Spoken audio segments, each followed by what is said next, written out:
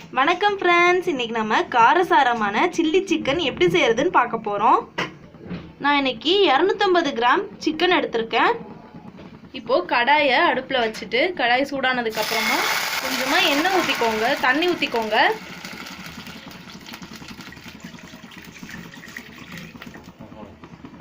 தண்ணி ஊற்றிட்டு நம்ம ஊற்றின தண்ணியில் சிக்கன் பீசஸ் எல்லாம் எடுத்து போட்டுக்கோங்க.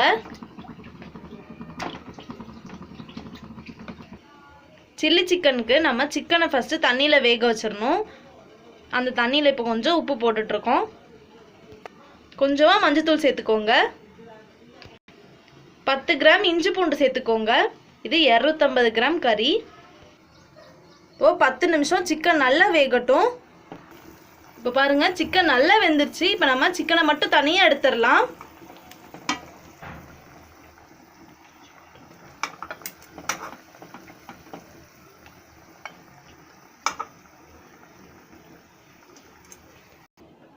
இப்போ நம்ம சிக்கனெல்லாம் எடுத்து வச்சிட்டோம் இல்லையா.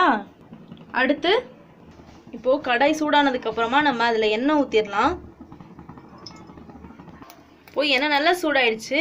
இப்போது ஒரு பட்டையும் ஒரு சின்ன கிராம்பும் சேர்த்துக்கலாம். கொஞ்சமாக பெருஞ்சீரகம் சேர்த்துக்கோங்க. இதெல்லாம் பொரியட்டும். இப்போ பாருங்கள், நல்லா பொரிஞ்சிருச்சு. இதோட நறுக்கி வச்சுருக்க வெங்காயம் சேர்த்துடலாம்.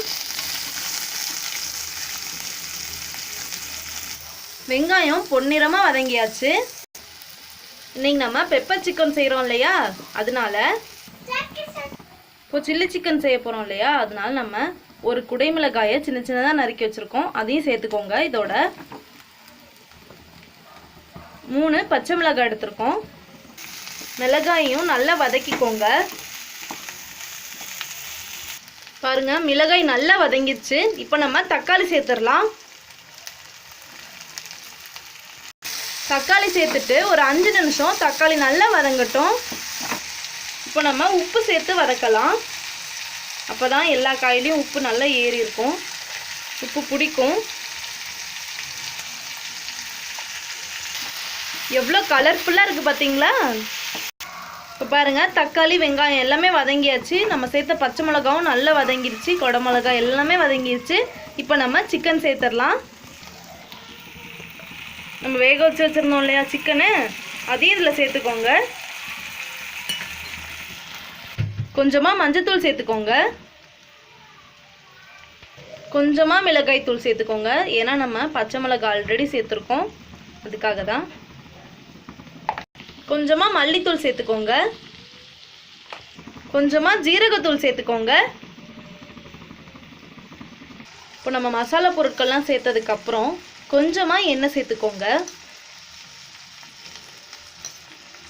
சேர்த்துட்டு நல்லா வதக்கிக்கோங்க.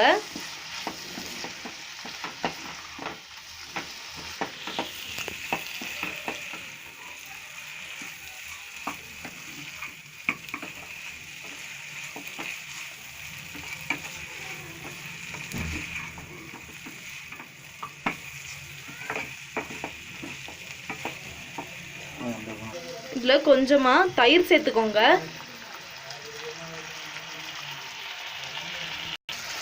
தயிர் சேர்த்துட்டு ஒரு தடவை நல்லா கலந்து விட்டுக்கோங்க.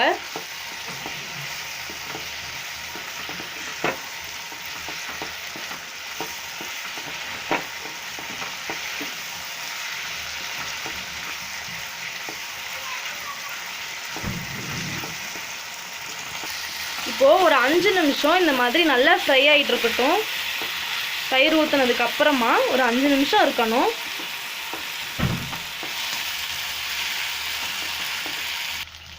இப்போது கருவேப்பிலை சேர்த்துக்கலாம். இப்போ நம்ம கொத்தமல்லி சேர்த்துடலாம்.